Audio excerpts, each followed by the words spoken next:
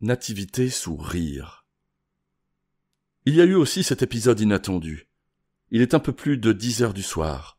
Les copains finissent une dernière belote, tandis que je dévore quelques pages de mon bouquin avant de m'endormir. Mais, changement de programme. Intrusion du chef de poste qui a besoin de Gaston muni de sa trousse d'infirmier, et de moi, muni de mon PM, pour assurer la sécurité de l'expédition. Nous obtempérons et suivons notre chef. Une fois dehors, explication. Une femme est en train d'accoucher dans un coin reculé du regroupement. Ça se passe plutôt mal. Et malgré la nuit et le danger, ses proches sont venus implorer du secours auprès du sous-lieutenant. Il a accepté bravement, décidant avec un certain panache de nous accompagner lui-même dans cette excursion nocturne, histoire de partager le risque. Et nous nous enfonçons rapidement dans la nuit. Le gourbi est très faiblement éclairé. On n'y parle qu'à voix basse, comme au chevet d'une mourante. D'ailleurs, c'est bien à peu près une mourante que nous découvrons dans un recoin, entourée d'un petit groupe de femmes plus âgées qui nous lancent des regards éplorés.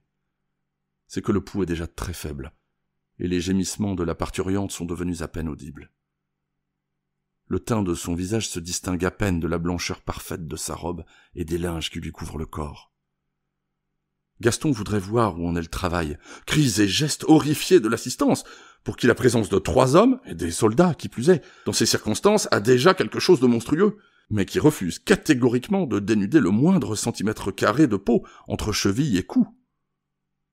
Une âpre négociation permet enfin à Gaston de disposer d'un avant-bras, afin de pratiquer d'urgence l'intraveineuse qui s'impose sous le faisceau de la lampe torche que je braque de mon mieux à l'endroit voulu. Ouf, il était plus que temps, car les yeux de la jeune maman commençaient à basculer dangereusement vers l'arrière. La piqûre devait être bien dosée, car assez vite le cœur reprend du service, les couleurs reviennent, et le travail peut continuer. Nimbé de sa nouvelle auréole de médecin accoucheur, Gaston, transpirant d'anxiété, tente de deviner de son mieux ce qui se trame sous les linges, où ont plongé les mains fébriles et expertes des sages-femmes locales. Au bout d'un bon moment, victoire.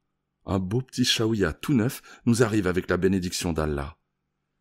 Toujours agenouillé, transpirant mais soulagé, Gaston se retourne enfin vers nous. Mais à notre stupeur, il se replie vers le sol, secoué de spasmes et de convulsions. C'est un gigantesque fou rire qui s'est emparé de notre infirmier préféré et se communique à la vitesse d'un feu de forêt au sous-lieutenant et à moi-même. Nous en perdons le souffle pendant 3 bonnes minutes, incapables de nous calmer, de nous raisonner, tandis que notre cercle de spectatrices nous regarde, effarés d'abord par ce raz-de-marée inattendu. Est-ce que c'est la tradition chez les Françaises d'accueillir les nouveau-nés dans ce déferlement de bonne humeur, avant de se joindre résolument à notre hilarité irrépressible? Il paraît que le comportement de tout être vivant est marqué de manière indélébile par les premiers instants de son séjour sur Terre.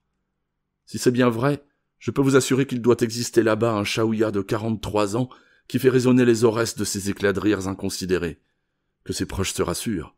Son état mental n'est pas en cause. C'est seulement qu'il a bien trop assimilé sa première leçon de vie.